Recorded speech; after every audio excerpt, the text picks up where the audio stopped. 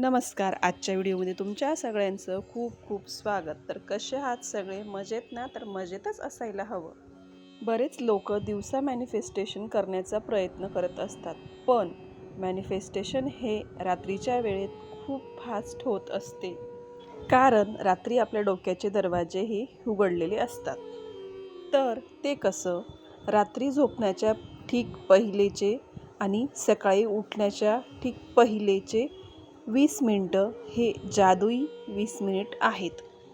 तो पिरियड म्हणजे एकदम मॅजिकली आहे, कारण आपलं डोकं हे थीटा वेव्हजमध्ये चालत असतं.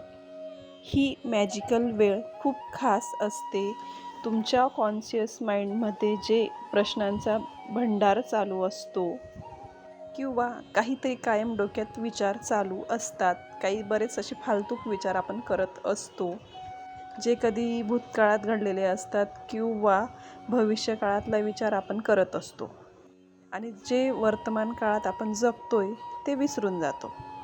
म्हणून मग त्या रात्रीच्या आणि सकाळच्या मॅजिकल 20 मिनिटामध्ये तुमचं जे कॉन्शियस माइंड आहे त्याच्यातलं जे प्रश्नांचा भांडार जो असतो तो झोपलेला असतो.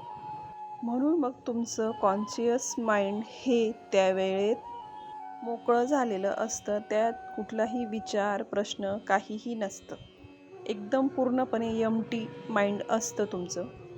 म्हणून मग या वेळेत केलेलं अफर्मेशन, मॅनिफेस्टेशन, व्हिज्युअलायझेशन हे डायरेक्ट तुमच्या सबकॉन्शियस माइंडमध्ये जात असते. कुठलाही प्रश्न न विचारता डायरेक्ट तुमचं मॅनिफेस्टेशन हे तुमच्या माइंडमध्ये शिरत असतं. म्हणून मग तुम्ही देखील आजपासूनच सुरुवात करा तुमच्या स्वप्नांना पूर्ण करण्यासाठी. तुमचं कुठलंही मॅनिफेस्टेशन असू दे, कुठलीही विश असू द्या, झोपण्याच्या पहिले तुम्ही ते बोलत बोलत झोपी जा आणि सकाळी उठताच बरोबर बेडवर 5 मिनटं शांत बसा.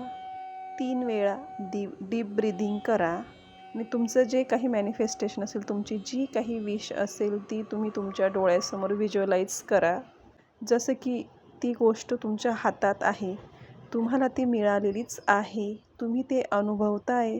अशा प्रकारे तुम्ही व्हिज्युअलाइज करा आणि तुमच्या मॅनिफेस्टेशन्स पूर्ण करा.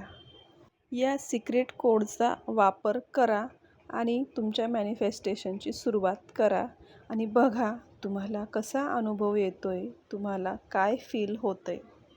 व्हिडिओ आवडल्यास चॅनलला लाईक, शेअर, कमेंट आणि सबस्क्राईब करायला विसरू नका.